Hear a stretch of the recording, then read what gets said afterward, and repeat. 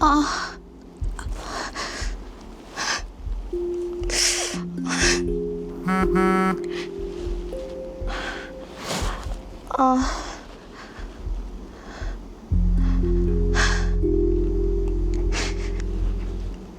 이혼 서류에 도장 찍어줄 테니까 만나자고. 이 인간이 정신을 차렸나?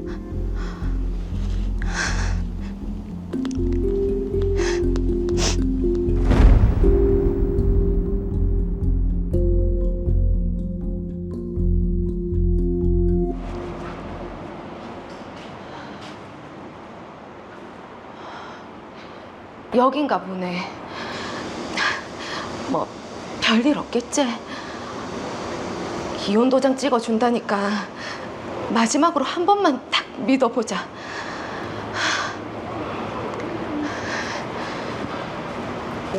못 믿을 일이 많았나요? 나왔어요.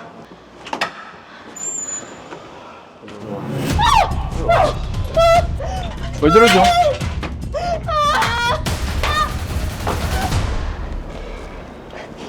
또 도망가면 안 되니까 머리를 아주 싹 잘라버려야지. 네? 어머머머, 어유. 무슨 일입니까 이게? 그래, 이제 고군고군 말 잘듣네. 네가 내랑 이혼한다는 것 자체가 이 처음부터 말이 안 되는 거지. 내가 당신을 얼마나 사랑하는데, 알지? 그래, 이 반항적인 눈빛 좋아. 그래야 내 때릴 맛이 나지. 이야, 사람이 아닌데요? 보기만 봐도 무섭습니다 지금. 가스 배관? 그래. 저거 타고 내려가자. 여기 더 있다가는 맞아 죽을 거다.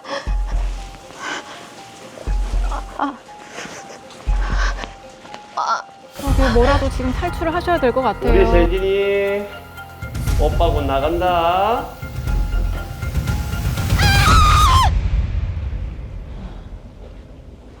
아이고.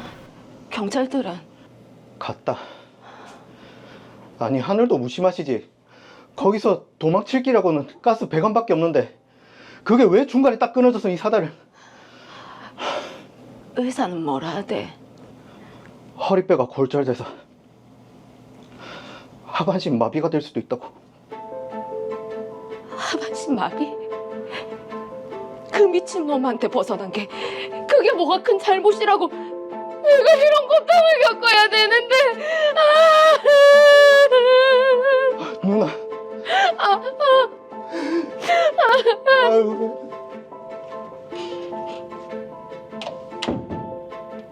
상해 후유 장애 보험금을 받을 수 없다고요? 뭐? 고의로 뛰어내렸다고요? 아니 이보세요. 그게 대체 왜 고의입니까? 가정폭력 때문에 맞아 죽을 것 같으니까 살려고 그래서 뛰어내린 거잖아요. 근데 고의라는 게 그게 말이 됩니까?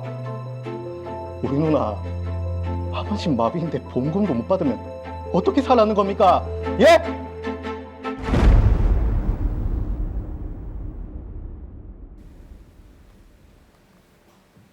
네, 세진 씨가 살기 위해서 정말 이 고통을 끊어내고자 탈출을 시도했는데 아유, 하필이면 또 이런 일이 벌어졌네요. 야, 정말 이게 할 말이 없네요, 정말. 사건 정리부터 먼저 해보도록 하겠습니다. 덜러의 사건 번호 제629호입니다.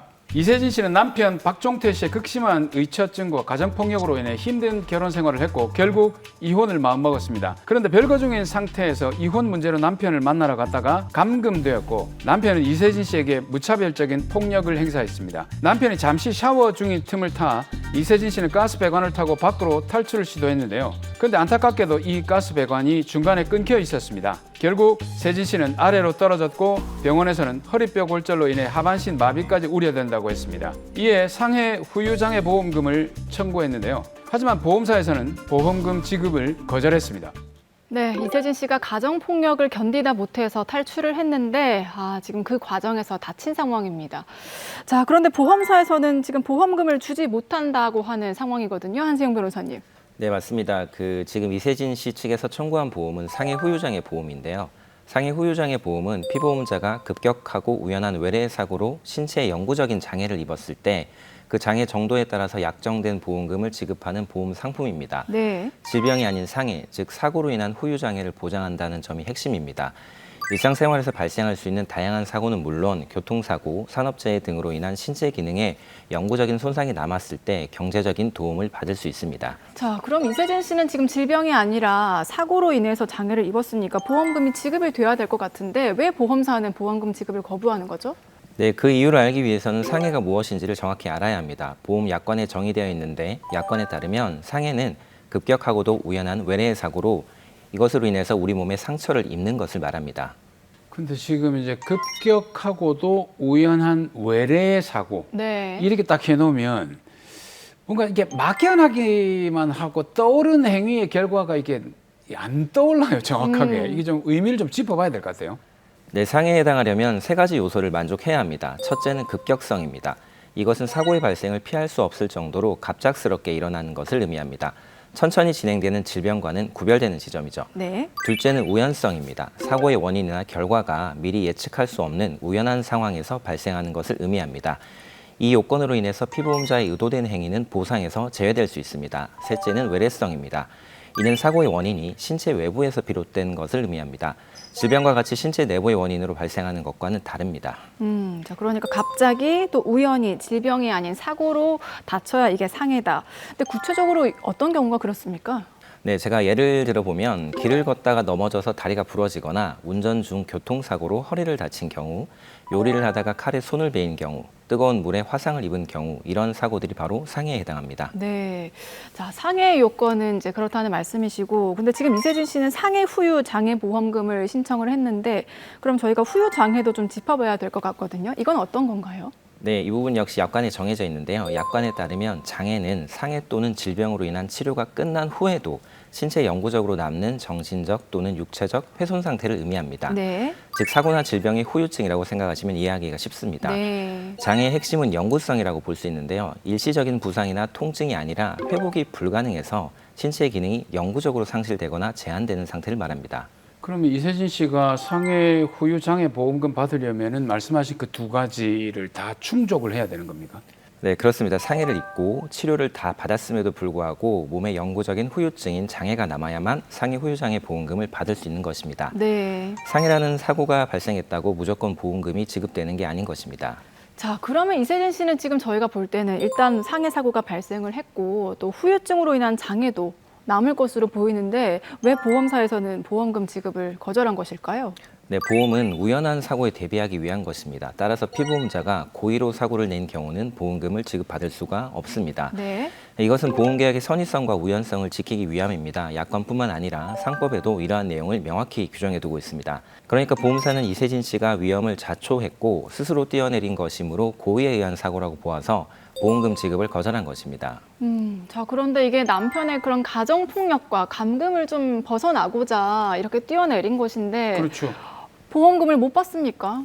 네, 제가 볼 때는 보험금을 받을 수 있을 것으로 보입니다. 보험사의 주장대로 설령 스스로 어떤 행동을 했다고 하더라도 행위자의 입장에서 그 행동으로 인해서 예견 가능하거나 통상적으로 기대할 수 없는 결과가 발생했다면 행위자가 그러한 결과까지 예상하고 받아들일 의사로 행동한 것으로 볼 수 없기 때문에 이 경우는 급격하고 우연한 외래 사고, 즉 상해라고 주장할 수 있기 때문입니다. 야, 정말 이게 내가 뛰어내린 행위 자체가 고의로 뛰어내렸다라는 아주 좁게 보는 해석이 보험회사인데 변론을 아주 좀 합리적이고 논리적으로 잘 펼쳐 나가야 되겠네요. 네, 이세진 씨는 남편으로 인해서 감금된 이후에 심각한 수준의 폭행을 당한 상태였습니다. 네. 사건을 제가 좀 더 확인해 보니 남편은 이세진 씨가 도망가지 못하게 화장실 문을 열어두고 샤워를 했다고 합니다. 아이고야. 이세진 씨는 어떻게든 그 상황을 벗어나고 싶었을 것입니다. 가스 배관을 타고 내려가는 과정에서 배관이 끊긴 것을 확인했고 뛰어내리게 됐는데요. 네. 뛰어내릴 때 발목을 삐거나 다리뼈가 골절될 수 있다는 정도까지는 예상할 수 있었겠지만 네. 하반신이 마비될 수도 있다는 점을 예견하거나 그 정도 상태가 되더라도 관계없다 이런 의사로 뛰어내린 것은 절대 아닐 것입니다. 따라서 고의에 의한 사고라고 보기보다는 상해 사고에 해당한다고 볼 수 있습니다. 네. 야, 이게 그러면 보험회사 주장대로 하려면 가스 배관이 끊기면 거기서 뛰어내리지 말고 위로 올라가야 된다는 얘기 아닙니까? 아우 더 끔찍해요 그것도. 아, 나 참. 어떻게 해야 돼 그럼 그쵸? 야, 아 근데 궁금한 게 실제로 이렇게 이세진 씨처럼 이런 경우들이 있습니까? 네, 생각보다 정말 많이 있습니다. 아, 그래요? 극도로 흥분되거나 공포스러운 상황에 처했을 때 스스로 자신을 보호하고자 한 행동으로 인해서 크게 다치는 경우가 있는데요. 이 경우 보험사는 대부분 고의 사고에 해당한다고 주장해서 보험금 지급을 거절하고 있습니다. 네. 하지만 오늘 말씀드린 법리를 잘 적용해 보면 경우에 따라서 충분히 보험금을 받을 수 있는 경우도 많이 존재합니다. 그럼 이세진 씨가 만약에 보험금을 받을 수 있다고 한다면 지금 상해 후유 장애 보험금이죠. 이걸 얼마나 지급이 될까요? 상해 후유 장애 보험의 보험금은 가입 금액의 장애 지급률을 곱해서 산정이 됩니다. 보험금은 가입 금액 곱하기 장애 지급률인 것입니다. 예를 들어서 1억 원의 상해 후유 장애 보험에 가입한 사람이 사고로 인해서 척추에 15% 영구 장애 진단을 받았다면 1억 원의 15%인 1,500만 원을 보험금으로 지급받게 됩니다. 그 10%라든가 15%라든가 그런 어떤 장애율 그거를 어떻게 진단을 하죠? 의사가 견해로 얘기를 하는 겁니까? 네, 우선 장애는 약관에 있는 장애 분류표에 따라서 구분되는데요. 여기에 보면 신체 부위별로 장애의 종류를 나누고 있고 개별 신체 부위마다 후유증의 상태에 따라서 장애의 정도를 세분화하여 구분하고 있습니다. 네. 대강의 신체 부위 구분을 말씀드리면 약관은 눈, 귀, 코, 입, 외모의 흉터, 척추, 팔, 다리, 손가락, 발가락, 흉복부 장기, 신경계 장애 등으로 신체를 나누고 있습니다. 이 분류에 따라서 의사가 장애 진단을 하게 됩니다. 그러면 이세진 씨 같은 경우에는 어느 정도의 장애를 입었다고 지금 평가가 되나요? 네, 이세진 씨는 하반신이 완전히 마비되는 장애를 입게 되었는데요. 네. 장애 지급률을 평가해 보니 장애 지급률 100%의 상태였습니다. 이세진 씨는 가입 금액을 1억 원으로 해서 상해 후유 장애 보험에 가입해 두었기 때문에 상해가 인정된다면 보험사는 1억 원을 모두 지급해야 하는 상황입니다. 네, 어쨌거나 보험금을 떠나서 지금 절망 속에서 좀 벗어나려다가 그렇죠. 이렇게 사고를 당하셔서 그 흔적을 또 평생 안고 가셔야 되잖아요. 안타까워요. 아, 너무 안타까운 사건입니다. 자, 마지막으로 정리를 해볼게요. 이세진 씨에게도 한마디 더 해주시죠. 네, 이세진 씨 안타까운 사고로 인해서 평생 장애를 안고 살게 되신 부분은 매우 유감스럽습니다. 그러나 적어도 보험금 청구에 있어서는 고의 사고에 해당하지 않는 것으로 보이니까 보험사의 이런 부분을 잘 주장하셔서 꼭 보험금을 지급받으시기 바랍니다.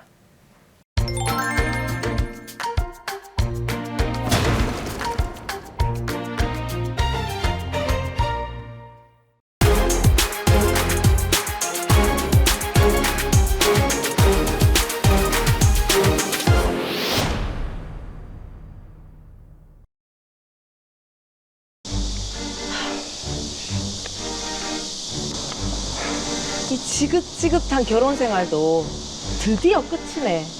우리 다시 보지 말자. 누가 할 소리? 이혼해줘서 고맙다. 2번 다시 보지 말자. 네가 싫어서 부산도 뜰 거거든. 그럼 다행이고.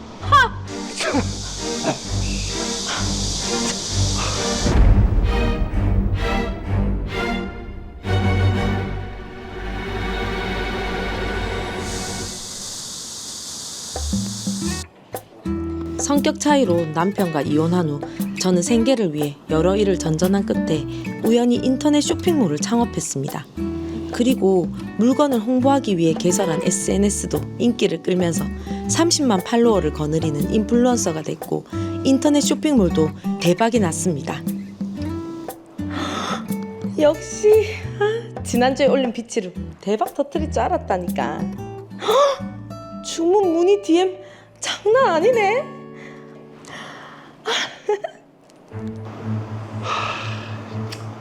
지난달에 생활비가 빠듯해서 이자를 못 냈더니 바로 독촉장이 오네. 근데 이걸 왜 내가 내야 되는데?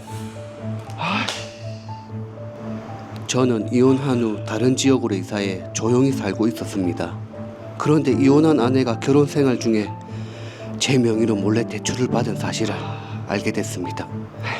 이혼 후 뒤늦게 알게 되어 대신 갖고 있었지만 회사가 어려워지면서 저도 감당하기 힘들어졌습니다.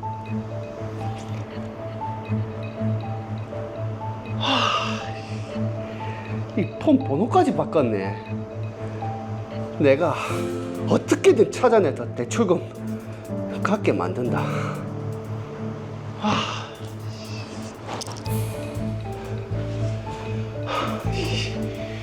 번호까지 바꾸면 내가 못 찾을 줄 알고.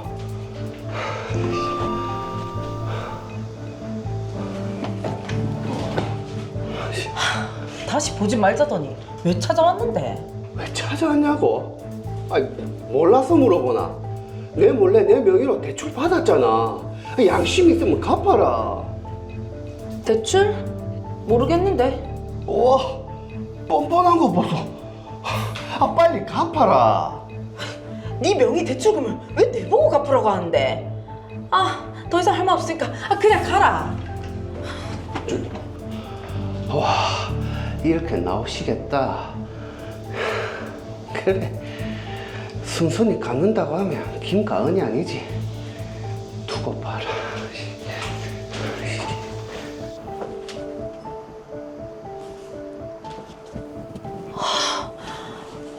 저 소심이가 찾아올 줄은 몰랐네. 친구들한테 돈 떼이고도 말 한마디 못하면서 이사를 가야 하나? 진짜.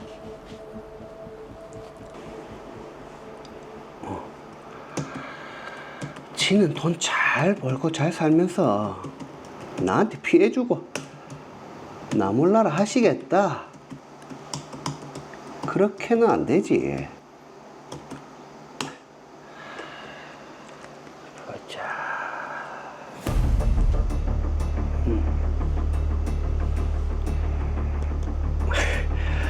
오케이. 안 갚고는 못 버티거든. 어떤 방법인지 궁금한데요.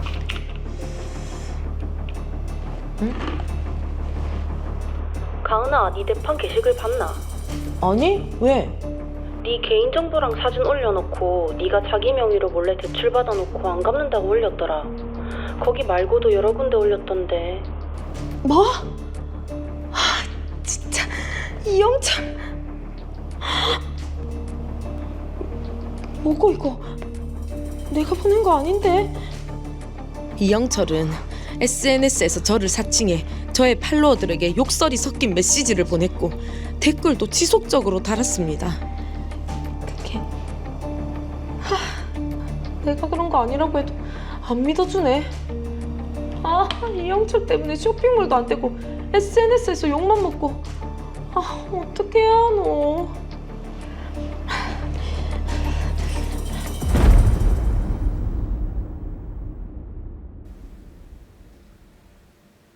네, 이영철 씨가 대출금을 갚느라 참 힘드셨겠죠. 자, 그런데 좀 법적으로 해결을 보셨으면 어땠을까 하는 아쉬움이 남습니다. 그렇죠. 김가은 씨가 한 짓은 굉장히 괘씸한 부분이 있습니다만은 해결하는 방법이 좀 위험해 보입니다. 네. 이 김가은 씨가 어떻게 대처해야 될지 한번 알아보겠습니다. 더 로이어 사건 번호 제630호입니다. 김가은 씨와 이형철 씨는 성격 차이로 이혼을 했는데요. 김가은 씨는 생계를 위해 여러 일을 전전하다가 인터넷 쇼핑몰을 하게 됐고 홍보를 위해 SNS도 개설했습니다. 사업은 대박이 터졌고 김가은 씨는 인기 인플루언서로 활동하고 있었습니다. 이형철 씨도 다른 지역으로 이사를 가서 살고 있었죠. 그런데 결혼 생활 중 김가은 씨가 자신 몰래 자신의 명의로 대출받은 것을 알게 됐고 어쩔 수 없이 대신 갚고 있었습니다. 하지만 경제적으로 어려워지면서 수소문 끝에 김가은 씨를 찾아갔습니다. 김가은 씨에게 대출금을 갚으라고 했지만 문전박대를 당합니다. 화가 난 이영철 씨는 인터넷 게시판과 SNS에 김가은 씨의 사진과 신상 정보를 공개하면서 자신 명의로 몰래 대출을 받아놓고 모른 척한다는 내용의 글을 올렸습니다. 이뿐만 아니라 자신의 SNS 계정 닉네임을 김가은 씨와 유사하게 바꾸는 등 김가은 씨를 사칭해 김가은 씨의 구독자들에게 욕설이 섞인 메시지와 댓글을 지속적으로 달고 있는 상황입니다. 갈수록 뭔가 좀 진흙탕 싸움이 된 것 같은 느낌이 드는데 그렇죠. 자, 김가은 씨가 일단 잘못을 하기는 했죠. 자, 그런데 이영철 씨도 김가은 씨의 지금 신상을 올리고 사칭까지 해서 괴롭히는 정도가 조금 심하지 않았나라는 생각이 드는 것 같아요. 이승필 변호사님 어떻게 보셨나요? 네, 상황이 많이 심각해 보이는데요. 네. 김가은 씨는 이영철 씨를 스토킹 범죄로 경찰에 신고하는 것이 맞다고 판단됩니다. 자, 그런데 저희가 뭐 사실 스토킹 하면은 집이나 직장에 찾아온다거나 뭐 전화나 문자로 이렇게 뭐 협박 메시지를 보낸다거나 괴롭히는 것으로 알고 있는데 네. 이렇게 사이버 공간에서 괴롭히는 것도 스토킹에 해당이 됩니까? 될 수 있습니다. 오, 2023년에 스토킹 범죄 처벌법이 개정이 되면서 사이버 스토킹 범죄를 처벌하는 규정이 신설되었습니다. 네. 그렇기 때문에 사이버 스토킹 범죄도 현실의 스토킹 범죄와 마찬가지로 처벌될 수 있습니다. 이게 스토킹 범죄라는 게 말씀하신 대로 2023년에 신설되다 보니까 스토킹이라는 단어가 좀 막연해요. 그냥 뭐 이게 어느 정도를 해야 스토킹인지. 그래서 그게 그렇죠. 굉장히 좀 개념이 막연한 것 같은 부분이 좀 있긴 있습니다. 폭행이다, 음주운전이다 하는 것은 말만 들어도 머릿속에 느낌이 확 오실 텐데요. 네. 그런데 스토킹은 앞서 말한 것처럼 뭐 따라다닌다든가 집에 찾아오거나 전화로 괴롭히는 것이다. 이 정도로 막연하게만 아시는 분들이 많습니다. 네. 막연하게 생각하시는 게 사실 당연합니다. 2021년에 스토킹 범죄 처벌법이 처음 생겼는데요. 그전에는 스토킹 범죄를 따로 처벌하지 않았고 스토킹 범죄라는 말 자체도 거의 쓰이지 않았습니다. 스토킹 범죄 처벌법이 생기면서 비로소 스토킹 범죄에 대해 상세하게 정한 것입니다. 자, 스토킹 범죄 처벌법이 생긴 지가 지금 채 5년이 지나지를 않았는데 저희가 뭐 뉴스나 기사를 통해서 스토킹이라는 단어를 참 많이 보는 것 같거든요. 그만큼 좀 심각한 것 같아요. 그래서 스토킹 범죄 처벌법이 생긴 것입니다. 네. 스토킹 범죄 처벌법이 생기기 전에는 폭행, 협박, 재물 손괴, 주거 침입, 업무 방해 등 개별적인 행위로만 처벌할 수 있었습니다. 또한 단순히 따라만 다니거나 집이나 직장 근처에 찾아오기만 하는 행위로는 처벌할 수가 없었는데요. 네. 이렇게 처벌의 공백이 있기 때문에 누군가에게 집착해서 지속적, 반복적으로 괴롭히는 행위를 막는 데 한계가 있었고 또한 강력범죄로 발전하는 것을 사전에 찾아낼 수도 없었습니다. 그래서 스토킹 처벌법이 생긴 것입니다. 자, 그러면 법에서 정의하고 있는 스토킹 범죄가 어떤 것인지 궁금하거든요. 자세히 좀 설명을 부탁드립니다. 스토킹 범죄의 핵심은 세 가지입니다. 첫째, 법에 적혀 있는 스토킹 행위를 해야 합니다. 대표적인 스토킹 행위로는 상대방을 따라다니는 행위, 상대방의 집이나 직장, 학교 등에 찾아오는 행위, 네. 전화나 문자를 보내는 행위 등이 있는데요. 둘째로는 이러한 스토킹 행위가 상대방의 의사에 반하고 정당한 이유가 없어야 합니다. 네. 셋째, 지속적 또는 반복적으로 이러한 스토킹 행위를 해야 합니다. 그렇게 하면 비로소 스토킹 범죄가 되어서 처벌되는 것입니다. 네. 그러니까 이제 정리를 하자면 정당한 이유 없이 거기에 또 상대방의 의사에 반해서 반복적 그리고 지속적으로 스토킹 행위를 하게 되면 그 스토킹 범죄가 된다 이 말씀이죠. 네, 그렇습니다.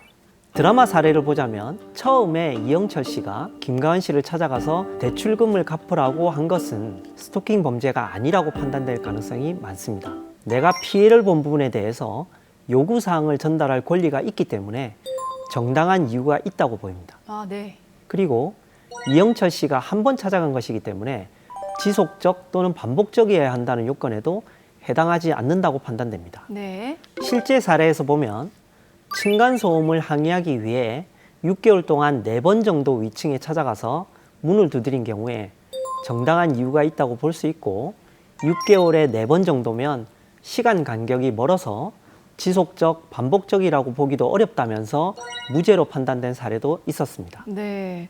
자, 저희가 뭐 상식적으로 생각해 봐도 그 정도는 이제 스토킹으로 인정되기는 어려울 것 같다는 생각이 드는데, 네. 근데 앞서 사이버 공간의 스토킹도 처벌이 된다라고 하셨거든요. 이게 어떤 것이 사이버 스토킹 범죄인가요? 법에 정해진 스토킹 행위에 사이버 스토킹 행위가 추가된 것인데요. 그 내용을 보면 첫째로 상대방의 개인정보를 정보통신망을 이용해서 제3자에게 제공하거나 배포하거나 게시하는 행위가 추가되었습니다. 드라마 사례에서 이영철 씨가 인터넷 게시판과 SNS에 김가은 씨의 이름, 주민등록번호, 사진 등을 퍼뜨린 것이 여기에 해당한다고 볼 수 있겠습니다. 네. 둘째로 상대방의 정보를 이용해서 정보통신망에서 자신이 마치 상대방인 것처럼 가장하는 행위가 추가되었습니다. 네. 드라마 사례에서 이영철 씨도 SNS에서 김가은 씨인 것처럼 행세한 것이 바로 여기에 해당할 수 있습니다. 자, 그러면은 이영철 씨는 사이버 스토킹 범죄로 처벌을 받게 되겠네요. 네, 그렇습니다. 예. 이영철 씨가 인터넷과 SNS에서 한 행동은 정당한 이유가 있다고 보기도 어렵고요. 김가은 씨의 의사에도 명백히 반합니다. 또한 김가은 씨의 개인정보를 사이버상에 퍼뜨리고 김가은 씨의 행세를 하면서 괴롭혔기 때문에 사이버 스토킹 범죄에 해당한다고 볼 수 있습니다. 그럼 이제 이영철 씨 행위가 사이버 스토킹 범죄에 해당이 된다면 처벌 수위는 어떻게 되겠습니까? 사이버 스토킹 범죄도 일반 스토킹 범죄와 마찬가지로 3년 이하의 징역이나 3천만 원 이하의 벌금에 처해질 수 있습니다. 그리고 한 가지 명심해야 할 것은 2023년에 스토킹 범죄 처벌법이 개정되면서 피해자와 합의를 해도 처벌이 면제되지 않는다는 것입니다. 네. 예전에는 스토킹 범죄로 신고되거나 고소되더라도 피해자와 합의를 하면 처벌이 면제될 수도 있었는데요. 지금은 법이 개정되어서 합의를 하더라도 양형에만 반영될 뿐 처벌이 면제되지는 않습니다. 따라서 애초에 스토킹 범죄를 저지르지 않는 것이 좋습니다. 자, 그리고 저는 이제 궁금한 게요. 이영철 씨가 김가은 씨의 사진과 또 개인정보를 인터넷에 올렸잖아요. 이거는 개인정보보호법을 위반한 건 아닙니까? 이영철 씨는 법적으로는 개인정보 처리자라고 보기 어렵기 때문에 개인정보보호법 위반으로는 해당되지 않는 것으로 보입니다. 네. 그래서 앞서 말씀드린 것처럼 사이버 스토킹 범죄로 처벌될 것으로 판단됩니다. 다만 이영철 씨가 인터넷 게시판에 김가은 씨에 대한 험담을 쓴 부분은 글 내용에 따라서 별도로 명예훼손이나 모욕죄가 인정될 가능성이 있습니다. 이영철 씨가 사실 억울한 부분이 있기도 합니다. 근데 해결하는 방법이 좀 잘못됐다는 생각이 드는데 네. 이영철 씨처럼 만약에 이 결혼 생활 중에 자신 몰래 자신의 명의로 배우자가 대출을 해서 썼다. 이럴 경우에 욱해서 이영철 씨처럼 하지 말고 합리적으로 해결할 수 있는 방법이 어떤 게 있을까요? 사실 부부라도 명의 도용은 절대로 해서는 안 되는 행위죠. 그렇죠. 형사적으로도 사문서 위조가 될 수 있고 민사적으로도 불법 행위가 될 수 있습니다. 또한 대출업체에 대출 계약의 무효를 주장할 수도 있습니다. 다만 부부 간의 명의 도용은 입증하기가 쉽지 않습니다. 평소에 이영철 씨의 인감도장이나 신분증을 누가 관리하고 대출 과정에서는 이것이 어떻게 사용이 됐는지, 또 대출이 부부 공동생활을 위한 생활비 목적이었는지 아니면 김가은 씨가 개인 용도로 쓸 목적이었는지 등 여러 가지 사정을 법률적으로 따져보아야만 합니다. 자, 그러게요. 이영철 씨가 조금 더 냉철하게 접근하셨더라면 좋았을 텐데 그렇죠. 괜히 감정적으로 나섰다가 더 큰 피해를 보시게 됐어요. 예. 자, 이 사건 정리를 해보겠습니다. 이승표 변호사님, 마지막으로 당부 말씀 부탁드릴게요. 스토킹 범죄는 내용이 생소하기 때문에 가해자도 그리고 피해자도 스토킹 범죄가 맞는지 잘 모르는 경우가 많습니다. 앞서 얘기한 것처럼 스토킹 범죄는 법적 요건이 복잡해서 어떤 경우에는 인정되고 또 어떤 경우에는 인정이 되지 않기도 하는데요. 요즘은 사이가 나빠진 연인 사이, 채권자와 채무자 사이, 그리고 이웃 사이, 심지어는 가족이나 친척 사이에서도 스토킹 신고가 이루어지는 경우가 많습니다. 이런 경우 구체적인 상황을 따져보아야만 스토킹 범죄에 해당하는지 아닌지 여부를 알 수 있습니다. 네. 그렇기 때문에 법률 전문가의 조언을 꼭 받아볼 것을 추천하고, 특히 스토킹 범죄는 하루 이틀이 아니라 오랜 기간에 걸쳐서 벌어지는 경우가 많기 때문에 증거 수집이 매우 중요한데요. 어떤 증거를 수집해야 나에게 유리한지 사건 초기에 법률 전문가의 조언을 구하는 것도 중요합니다.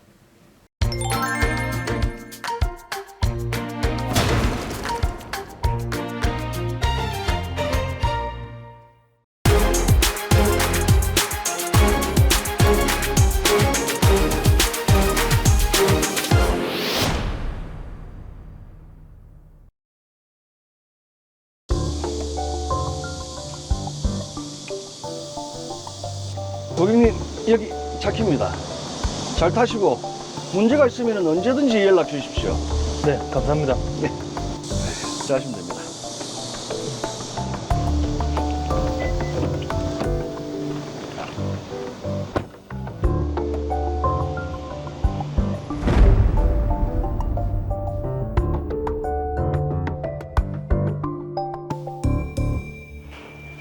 요즘 중고차는 잘 나가는데 들어가는 돈이 뭐 이래 많노? 세금까지. 어디 새는 돈을 줄일 방법이 없을까? 형님, 저 왔습니다. 동생 왔나? 요즘 차 파는 건 좀 어떻노? 요즘 경기가 안 좋아서 그런지 신차 고객이 뚝 끊겼습니다. 중고차는 잘 팔리죠? 뭐 그럭저럭. 근데 이거저거 들어가는 돈도 많고 세금도 걱정이고 그렇네. 하긴 잘 팔리는 만큼 나가는 돈도 많지요. 그래도 그게 형님 행복한 고민입니다. 뭐 그래. 저 온 김에 차 좀 둘러봐도 되죠? 왜? 아니 그냥 구경 좀 하려고요. 어떤 차가 중고시장에서 잘 나가는가 알아야 그 신차 고객한테도 권유할 때 이야기를 할 수가 있지요.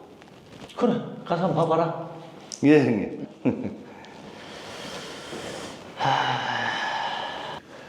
어디 보자. 이런 방법이 있었네.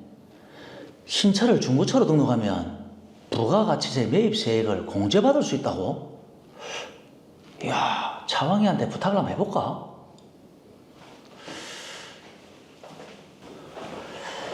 형님, 역시 차 관리 잘 해놓으셨네요.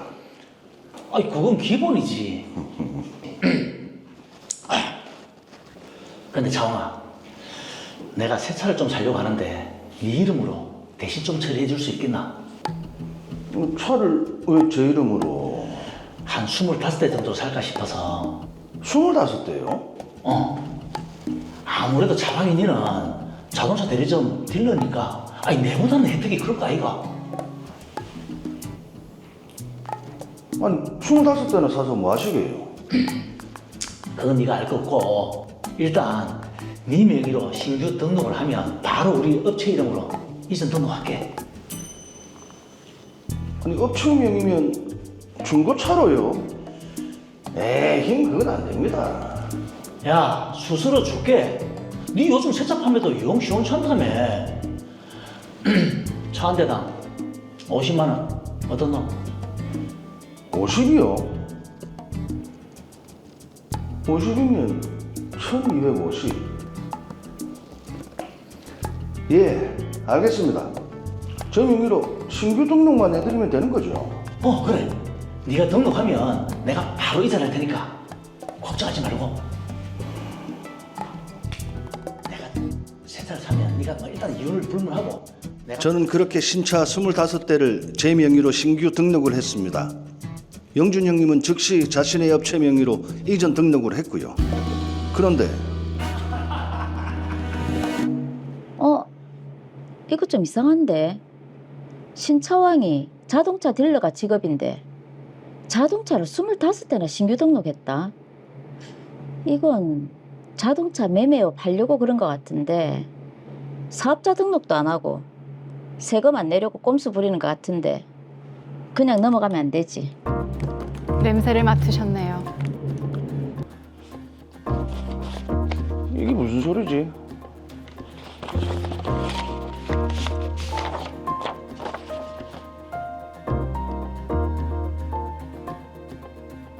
뭐?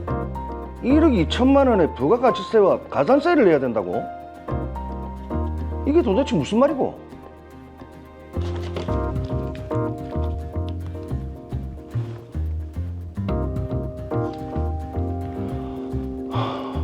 여보세요. 세무서죠? 지금 제가 세금을 부과받았는데요. 신차왕 씨죠? 사업자 등록 없이 자동차 매매업 하신 게 발견돼서 부가가치세와 가산세 1억 2천만 원이 부과된 겁니다. 자동차 매매업이요? 저 그런 적 없습니다. 아니 그럼 월급쟁이가 자동차를 25대나 신규 등록하는 게 말이 됩니까? 이건 사업하려고 한 거죠. 저는 그거 명의만 빌려줬고 소유권도 없었습니다. 등록하고 바로 이전됐잖아요. 그리고 사업 시설이나 인력도 없었고요. 그건 직접 소명하시고요. 이건 진짜 너무 억울합니다. 세금이 한두 푼도 아니고 1억 2천만. 지금 저보고 생돈을 내라는 거잖아요. 저희는 원칙대로 처리하겠습니다. 아, 진짜 어이가 없네.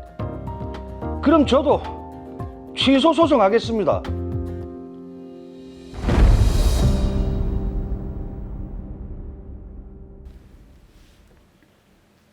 네, 신차왕 씨가 선의로 아는 형님을 도와줬다가 지금 뭐 세금 폭탄을 맞았습니다. 그렇습니다. 지금 긴급한 상황인데 사건 정리부터 먼저 해보도록 하겠습니다. 더 로이어 사건 번호 제631호입니다. 자동차 영업 판매 사원인 신차왕 씨와 중고차 매매업을 하는 김영준 씨. 두 사람은 평소 알고 지내던 지인 사이였는데요. 김영준 씨는 세금 문제로 인해 고민을 하던 중 신차왕 씨에게 제안을 합니다. 신차왕 씨 이름으로 새 자동차 25대를 구매한 뒤 즉시 자신의 회사로 이전 등록을 하겠다는 것이죠. 신차왕 씨는 지인의 부탁인데다 자동차 수만큼 수수료도 주겠다는 말에 부탁을 들어주었습니다. 이후 세무서에서는 신차왕 씨가 등록 없이 자동차 매매업을 했다면서 부가가치세와 가산세로 1억 2천만 원을 내야 한다며 세금을 부과했습니다. 네, 지금 세무서에서는 신차왕 씨가 자동차 매매업을 한 사람이라고 해서 세금을 부과한 것 같은데, 자, 지금 신차왕 씨는 자동차 매매업을 할 만한 뭐 직원도 없고요, 뭐 시설도 전혀 없거든요. 자, 최재현 변호사님, 이런 경우에 사업자로 볼 수 있나요? 네, 이런 경우도 충분히 사업자로 인정될 수 있습니다. 이제 우리 부가가치세법은 사업자를 이제 독립적으로 재화 용역을 계속적, 반복적으로 공급하는 자 이렇게 정의를 하고 있거든요. 그러니까 이제 사무실 뭐 직원 같은 인적 뭐 물적 시설이 없어도 이제 거래가 계속 반복적 이렇게 이제 이루어진다면 과세상 이제 사업자 이렇게 볼 수는 있습니다. 자, 그런데 신차왕 씨를 사업자로 본다고 해도 이게 문제인 게 지금 드라마를 보셨지만 신차왕 씨가 새 차 25대를 신규 등록을 한 뒤에 곧바로 김영준 씨에게 소유권을 이전을 해줬거든요. 그러면 지금 김영준 씨가 소유권을 가지고 있는 것이니까 신차왕 씨에게 부과된 세금은 좀 부당한 거 아닙니까? 네, 이제 신차왕 씨가 이제 계속 억울하다고 말씀을 하고 있는데요. 이제 그러나 자동차 관리법에 따르면 이제 차량 소유권의 득실 변경은 이제 등록을 함으로써 생기거든요. 네. 따라서 이제 비록 실질적으로는 곧바로 이제 본인이 받지 않고 김영준 씨에게 바로 넘길 예정이었고 그렇게 했다 하더라도 이전 등록이 서류상 완료되기 전까지는 최초 등록했던 명의자인 신차왕 씨가 법적으로는 소유자로 인정이 됩니다. 최근에 이런 쟁점이 논란이 되었던 적이 있는데 서울행정법원에서 판단하기로 공장에서 바로 다른 사람에게 인도가 되었더라도 등록 명의자가 먼저 소유권을 취득을 했었다면 최초 소유권을 취득한 사람이 소유자로 볼 수 있다 이렇게 판시를 했습니다. 네. 그러니 형식적으로 등록이 이루어진 이상 그 세법상 소유자는 신차왕 씨가 되는 겁니다.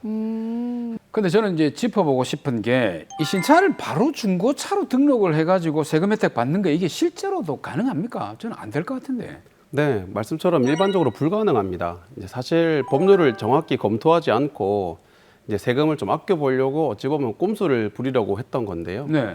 조금 설명을 드려보자면 조세특례제한법 제108조와 시행령 제110조에 중고자동차에 대해서 이제 매입세 공제 특례가 규정이 되어 있습니다. 근데 김영준 씨는 이 규정을 이용해서 중고자동차를 매입할 때 세액 공제를 받으려고 했던 건데요. 그런데 사실은 이제 조세특례제한법에 따르더라도 제작 후에 1년 미만 차량은 공제 대상에서 제외한다고 명시가 되어 있고요. 따라서 신차를 바로 중고차로 둔갑시켜서 이제 세금 혜택을 받으려는 것은 제도적으로도 허용이 되지는 않습니다. 네. 이제 김영준 씨는 이걸 모르고 신차왕 씨를 좀 끌어들이려고 했던 것 같습니다. 그러게요. 김영준 씨가 우리 법을 아주 좀 얕보신 것 같은데, 근데 저는 이제 사실 중고 자동차에 대한 매입 세액 공제 이 부분이 사실 좀 쉽게 이해가 안 되거든요. 조금 설명을 해주시겠어요? 네, 쉽게 좀 말씀을 드려보면 중고자동차 매입세 공제 특례 이 말은 뭐냐면 원래는 중고차 매매업자가 개인처럼 이제 세금 계산서를 발행할 수 없는 사람에게서 차량을 사올 때 일정 부분 세금을 좀 빼주는 뭐 그런 제도입니다. 보통 중고자동차는 개인 간 거래나 또는 이제 개인으로부터 매입하는 경우가 많지 않습니까? 그렇죠. 이제 그래서 개인은 이제 세금 계산서라는 거를 이제 발급할 수가 없는데 네. 이걸 그냥 두면 세금이 이중으로 매겨지거나 또는 이제 중고차 뭐 거래 시장이 위축될 수가 있습니다. 그래서 이제 세법은 등록된 자동차 매매업자가 정상적으로 이제 중고차를 매입할 경우에 이 혜택을 주고 있습니다. 다만 이제 말씀드린 대로 제작된 지 1년 미만의 차량이나 이미 세금 공제를 받은 차량은 그 대상에서 제외를 하고 있습니다. 네. 그 신차를 그래서 이제 중고차로 둔갑시켜 가지고 매매하는 것을 막고는 있습니다. 이제 저도 이제 예전에 사업을 해봐서 아는데 물론 망했지만 그런 얘기 뭐하러 하세요? 아니 그게 아니라 매입 자료가 굉장히 중요하니까 네. 이 매입 자료를 못 끊는 곳에서 차를 가져오니까 매출만 발생을 하게 되면 사업자가 굉장히 세금을 많이 내거든요. 그렇죠. 예. 그래서 여기 혜택을 준 것 같은데 맞아요.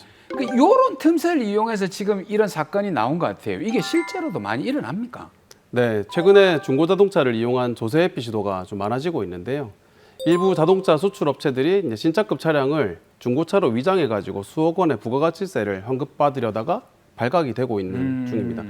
예, 그러나 이제 실질 과세 원칙에 따르더라도 이러한 이제 조세 회피 시도는 오히려 나중에 더 많은 세금을 부과받거나 또는 형사처벌까지도 받을 수 있기 때문에 절대로 하면 안 되는 행위입니다. 네, 듣다 보니까 이 과세 분쟁에서는 실질 과세 원칙 이게 참 중요한 것 같네요.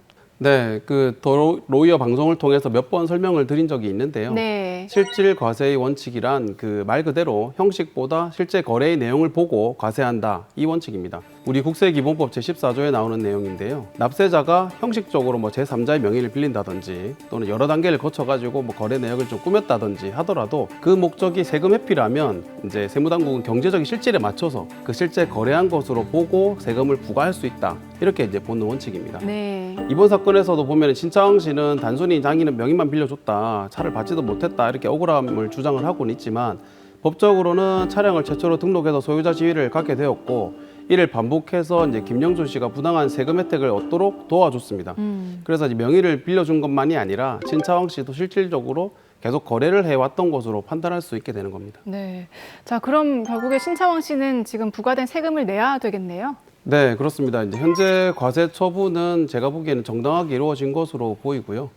신차왕 씨는 부과된 세금을 납부해야 할 것 같습니다. 네. 최근에 요 비슷한 사례가 또 있었는데 그 서울행정법원에서는 그 신차 딜러가 그 명의만 빌려줬다 이렇게 하더라도 실질적으로 재화를 공급한 사업자로도 볼 수 있고 그래서 부과된 부가가치세는 정당하다 이렇게 판단하면서 신차 딜러가 제기했던 부가가치세 취소 선고를 기각을 했었습니다. 이야, 근데 이게 드라마를 봐도 그렇고 신차왕 씨 입장에서 굉장히 억울할 그런 부분이 있거든요. 그래서 만약에 난 이게 너무 억울하다, 세금을 못 내겠다, 이렇게 버티게 된다면 형사처벌도 받게 되나요? 근데 사실 이제 뭐 내고 안 내고와 별 관계 없이 형사처벌을 받을 수 있습니다. 그래요? 이제 좀 설명을 드리면 조세범 처벌법 제3조 1항에서는 뭐라고 돼 있냐면 사기나 그 밖의 부정한 방법으로 조세를 포탈한 경우에는 형사처벌을 받을 수 있다고 규정을 하고 있습니다. 이번 사안처럼 이제 신차를 중고차처럼 위장 등록해서 매입세액 공제를 받도록 한 행위는 조세 질서를 해치는 부정한 행위로 볼 수 있고 형사처벌도 가능합니다. 네. 실제로 인천지방법원에서 최근에 또 판결이 있었는데요. 제3자 명의를 빌려서 이제 신차를 중고차로 꾸며서 세금을 환급받은 사례에서 그 유죄가 선고가 됐었습니다.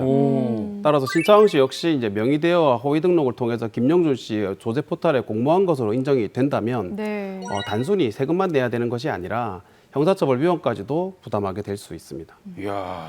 자, 그 정도면은 처벌 수위가 어느 정도입니까? 네, 처벌 수위는 사실 이제 구체적인 포탈 세액 그리고 고의성 정도에 따라서 좀 달라질 수는 있는데요. 예. 법정형으로만 본다면 조세범 처벌법 제3조에서 이제 부가가치세와 같은 국세를 포탈한 경우에 대해서 네. 2년 이하의 징역 또는 포탈 세액의 2배 이하의 벌금형에 처하도록 규정을 하고 있습니다. 자, 그리고 그럼 또 중고차 매매업자인 김영준 씨가 그 회피한 부가가치세, 요건 어떻게 됩니까? 네, 그 중고차로 둔갑시키면서 회피했던 부가가치세에 대해서는 세무당국은 이제 문제가 발각이 되면 이런 환수 조치를 당연히 할 수가 있고요. 만약 납세자가 기한 내에 납부하지 않으면 국세징수법에 따른 강제 징수 절차가 진행이 되고 네. 구체적으로는 뭐 재산 압류, 공매 같은 강제 집행이 이루어질 수 있습니다. 또 납세자의 은행 계좌나 급여에 대한 압류도 가능합니다.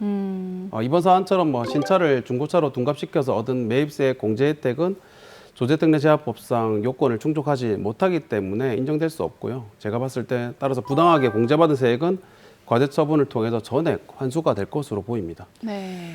결국 일단 돈을 다 뱉어내야 되는 그런 상황이 됐는데, 네. 근데 이제 김영준 씨는 해당이 안 되겠지만 혹시 이게 좀 억울한 상황, 정말 몰라서 그랬던 상황이라든지 여러 가지 억울한 상황이 있는 분들이 있잖아요. 그런 경우에 혹시 과세 처분에 불복할 수 있는 절차나 방법 이런 건 없습니까? 네, 그 조금 설명드리면 과세 처분에 불복하려면 이제 몇 가지 단계를 거쳐야 합니다. 네. 이제 먼저 세무서에서는 처음에 과세 예고 통지를 할 건데, 과세 예고 통지를 받으면 과세 전 적부 심사를 통해서 사전에 의견을 제출을 할 수가 있고요. 실제 과세 처분이 내려진 경우에는 그 처분 통지를 받은 날로부터 90일 이내에 이의 신청을 할 수가 있습니다. 만약 이의 신청이 받아들여지지 않으면 이제 납세자는 심사 청구나 조세 심판원 심판 청구 또는 이제 감사원 심사 청구 뭐 이런 것들 중에 하나를 선택할 수 있는데, 이를 행정심판으로서 전심 절차라고 부릅니다. 네. 이 행정심판 절차에서조차 만약에 또 구제가 안 됐다 이러면 최종적으로는 행정법원에 소송을 제기해서 법원의 판단을 받아야 합니다. 네. 참고로 이제 조세 사건은 소송을 바로 제기할 수는 없고요. 반드시 이제 이런 전심 절차를 거쳐야만 소송이 가능한데, 그래서 이제 이런 이제 조세 절차에 대한 불복 과정은 단계적으로 밟아가야 됩니다. 자, 그러게 일단 뭐 신차왕 씨도 분명히 잘못을 저지르기는 했지만 또 이 법을 잘 몰라서 이 김영준 씨의 제안을 받아들인 부분도 있는 것 같은데, 혹시 형사처벌을 좀 피할 수 있는 대응 방법 같은 건 있을까요? 네, 그 신차왕 씨가 형사처벌까지 이제 받지 않으려면 무엇보다 조세 포탈에 고의가 없었다는 점을 적극적으로 입증하는 것이 중요합니다. 네. 단순히 지인 부탁으로 명의만 빌려주려고 했을 뿐 세금을 빼돌릴 고의가 없었다는 점을 자료와 정황으로 뒷받침해야 될 텐데요. 근데 사례 내용을 보면 사실 쉽지는 않을 것 같습니다. 다만 이제 조세범의 경우에도 이제 초범이거나 포탈 금액이 좀 크지 않은 경우 여러 가지 조건이 있지만 통고 처분으로 사건이 끝나는 경우가 많습니다. 통고 처분이란 세무서에서 일정 금액을 납부하도록 통지를 해서 형사 고발 없이 사건을 종결하는 제도인데요. 이렇게 되면 정식 재판으로까지는 가지는 않습니다. 따라서 신차왕 씨는 수사나 세무조사 단계에서 적극적으로 이제 협조를 하고 또 고의가 없었다는 점을 좀 소명을 하고 가급적이면 통고 처분을 받을 수 있도록 노력하는 것이 가장 현실적인 대응 방법이 아닌가라고 생각을 합니다. 네. 근데 사실 우리 주변에 보면 세금을 조금 덜 내기 위해서 절세라는 명목 하에 탈세를 하는 경우가 꽤 많이 있거든요. 그렇죠. 네. 예. 저도 매입 자료를 구하러 다니는 사람들도 많이 봤고. 네, 맞습니다. 근데 이런 분들에게 좀 따끔하게 한 말씀 해주신다면. 네, 많은 분들이 세금을 조금이라도 좀 아껴 보려고 이제 무리한 시도를 하는 경우가 많습니다. 세법이 허용하는 범위 내에서의 합법적인 절세는 이제 권장될 수 있지만, 허위 계산서 작성이라든지 명의 대여처럼 이제 법망을 피하려는 편법은 결국은 이제 조세 정의를 훼손하고 성실히 세금을 내는 대다수 국민에게 부담을 전가하는 결과가 됩니다. 네, 맞습니다. 특히 이런 이제 조세 회피 시도는 적발시에 세금 추징과 또 가산세는 물론이고요. 형사처벌까지도 이어질 수 있으니까 모든 거래는 반드시 정상적이고 투명하게 진행했으면 합니다. 네. 자, 이 사건 정리해 보겠습니다. 마지막으로 신차왕 씨께도 한마디 더 해주시죠. 네, 신차왕 씨, 갑작스러운 세금 부과에 좀 놀라셨을 텐데요. 그러나 이번 사건이 단순히 억울하다, 면하는 명의만 빌려줬다, 이렇게 끝날 수 있는 사안은 아닌 것 같습니다. 등록 명의자가 된 이상 법적으로는 소유자로 인정되고 또 세금 납부 책임까지 뒤따르기 때문입니다. 앞으로는 지인 부탁이라고 하더라도 명의를 빌려주는 행위를 좀 주의하시고, 그러한 행위 자체가 큰 위험이 있다는 점을 꼭 기억하셨으면 합니다.